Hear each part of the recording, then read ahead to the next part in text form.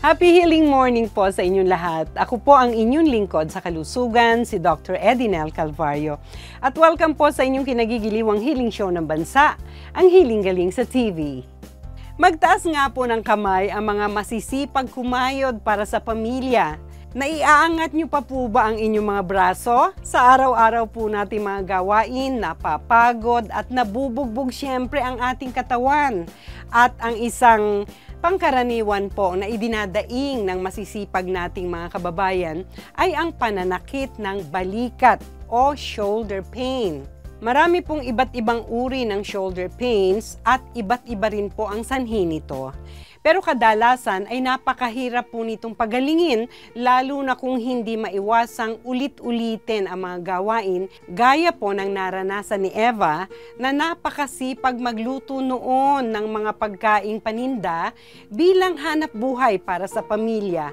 Ako po si Primitiva Hilario, 60 years old, nakatira sa Caloocan. Siguro yan sa sobrang sipag, siyempre, ako rin yung rin sa bahay namin, lahat magluluto, tapos maglaba, sa pagod. One time nga nagpunta akong palengke, dala-dala ko yung bag na lagyan ng pambili ko. Hindi ko alam na laglag na pala. Mahirap kasi minsan hindi mo siya maiangat ng ganon. Tapos yung pag may bit-bit ka, hindi mo siya mahawakan na maayos kasi naninigas siya parang walang pakiramdam. Ang mga sintomas na naranasan ni Eva ay posible pong sinyales ng frozen shoulder na tinatawag ding adhesive capsulitis. Ito po ay isang pangkaraniwang uri ng shoulder pain na sinasabing nararanasan ng 2 to 5% ng general population at mas maraming babae po ang dumaranas nito kaysa sa lalaki. Ang frozen shoulder ay nagsisimula po sa bahagyang pananakit ng bahagi ng balikat na tinatawag na glenohumeral joint. Ito ang dugtungan ng mga buto sa pagitan po ng balikat at braso na binabalot ng ligaments, tendons at muscles na ayon po sa mga pag-aaral ay sumasailalim sa inflammation. Kaya tumitigas at nahihirapan pong gumalaw. Kung hindi malulunasan, ang frozen shoulder po ay maaring tumagal ng ilang buwan hanggang 3 taon.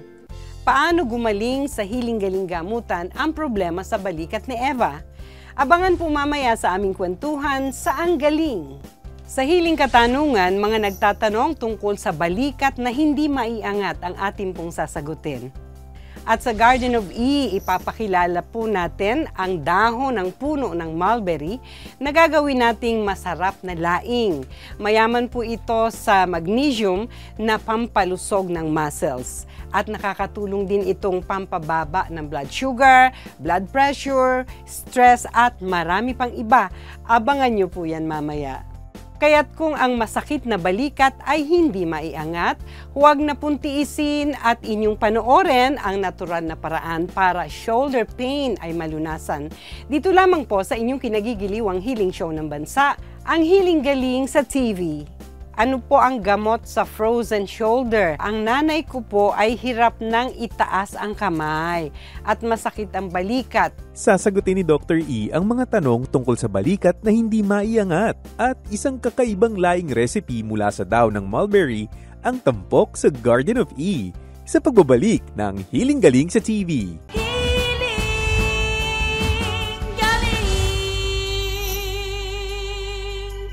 Subaybayan ang Healing Galing sa official website na healinggaling.ph, sa Healing Galing official Facebook page at sa Healing Galing YouTube channel.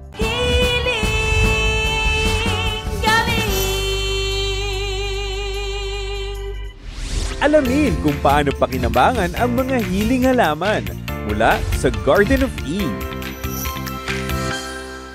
Welcome po sa Garden of E. Pamilyar po ba kayo sa puno ng mulberry? Ito po ay isang masangang puno na namumunga ng prutas na parang dikit-dikit na malilinggit na ubas. Ito po ay light green pag hilaw at habang nahihinog ay pumupula hanggang sa maging itim. Karaniwan na po itong ginagawang juice, tsaa, jam o candy.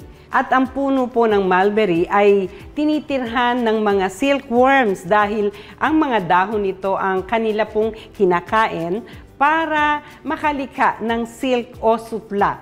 Pero maliban po sa pagkain ng silkworms, ang dahon ng mulberry ay maari din pong kainin ng tao at marami po itong taglay na health benefits tulad ng pampababa ng blood pressure at blood sugar, pampahupa ng lagnat at panggamot sa ubo. Mayaman po ito sa magnesium na mahalaga para mapanatiling malusog ang ating mga muscles at ugat sa katawan. Kaya nga po, nababagay po ito sa mga dumaranas ng muscle and body pains, no? Gaya po ng pananakit ng balikat na naranasan ng panauhin natin ngayong umaga. Nakakatulong din po ito sa weight loss dahil pinabibilis nito ang metabolism ng katawan. Nagpapatibay din po ito ng ating mga buto at maging ng immune system.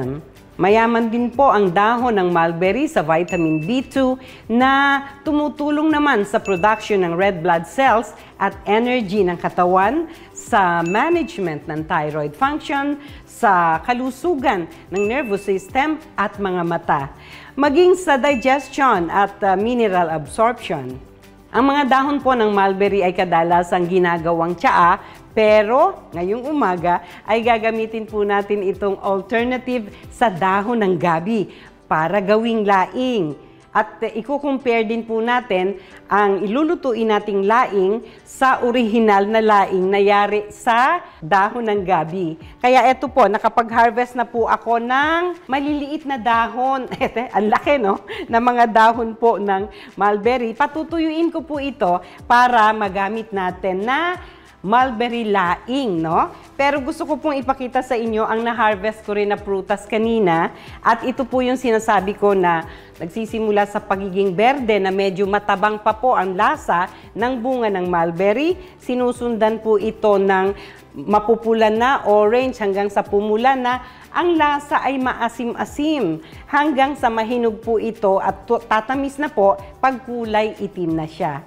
Yan po ang masarap natin at pampalusog na mulberry fruits. Narito na po ang mga dahon ng ating mulberry, napatuyo na natin. At ito po ang recipe ng ating laing mula sa mulberry leaves. Ito po ay recipe ni Chef Nestor Tan at saka ni Kuya Christian sa ating kusina dito sa Hiling Galing. Ito na po ang ating mga laing recipes. Ang nasa kanan ko ay ang laing na gabi. No? Ito yung talagang nakasanayan na nating lutuing laing. At ito namang nasa bilog na container natin, ang mulberry laing. Titikman ko po ha. At pwede ninyong gawin itong demonstration na ganito sa inyong sariling recipe. Tikman muna natin ang original na laing natin, no? Na galing sa dahon ng gabi. Siyempre, may sili rin po. Parehong may sili sa mga mahilig ng maanghang, di ba? Pero itong ating regular na laing ay walang pinag-iba. Yung pa rin ang kinakain ko simula nung bata pa ako, no? Hanggang sa thunder na. Ngayon, i-compare ko po ang lasa ng mulberry leaves naman na lutong laing din. Kahit blindfolded po, alam nyong hindi gabi ang kinakain ninyo. Kasi may texture siya na parang mas makunat yung dahon ng mulberry. Pero, lasang laing pa rin.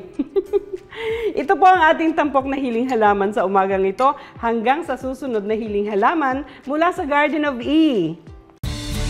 Mga tanong pangkalusugan, bibigyang kasagutan sa Hiling Katanungan. Sa ating hiling katanungan, sabi ni Gina Timbal, good morning po.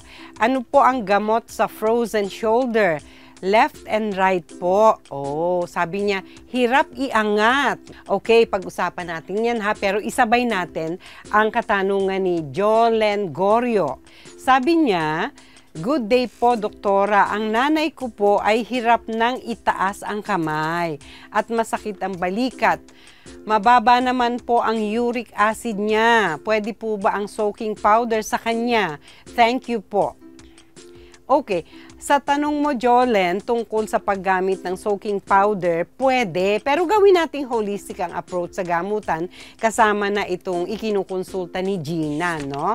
At isa pa pala, Jolen, hindi uric acid ang dahilan ng pagkakaroon ng frozen shoulders. Kasi yung kalamnan at saka yung mga ugat ang apektado, hindi yung kasukasuan. No?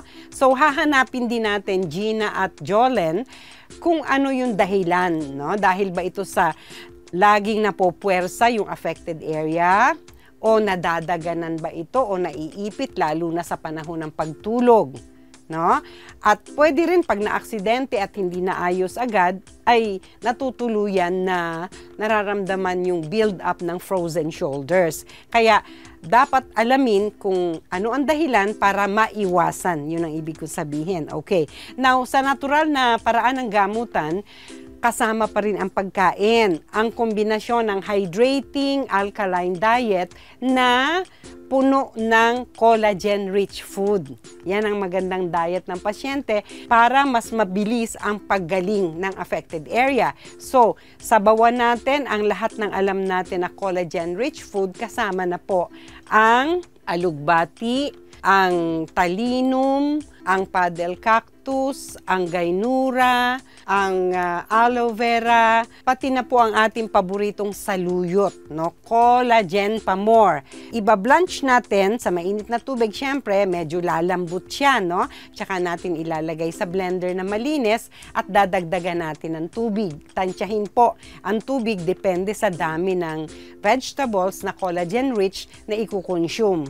Ibe-blender po natin ang mga ito. Pwedeng halo-halong klase ng gulay na rich in collagen, or pwede rin namang isang klase lang kung gusto ninyo ay puro yun lamang, no? Maaaring lagyan ng salt kung gustong medyo maalat, kung gusto namang medyo may tamis, di pwedeng lagyan ng honey, pero ibe-blender po natin para mas marami tayong makonsume, no?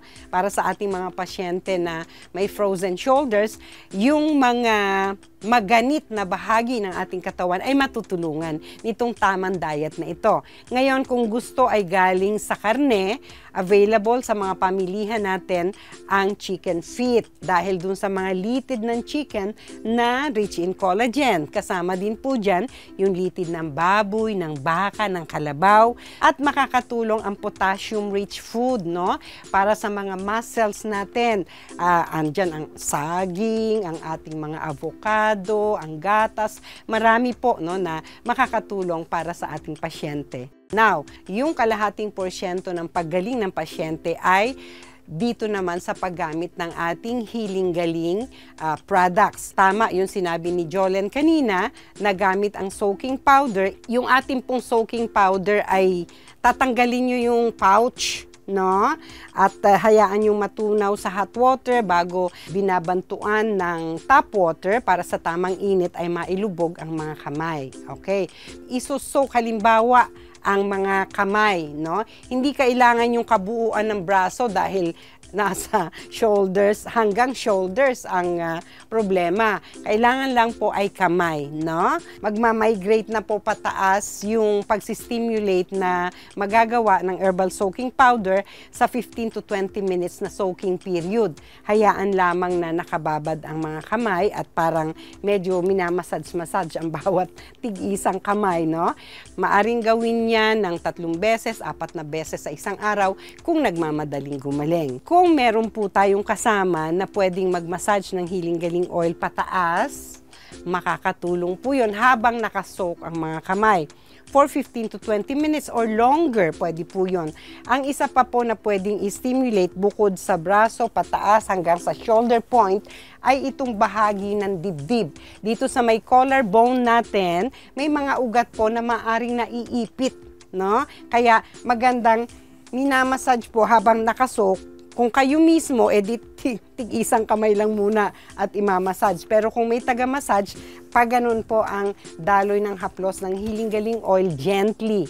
Tapos yung isang kamay naman. Kung merong tutulong sa atin na mag-massage, mas maganda po parehong kamay ay nakasok.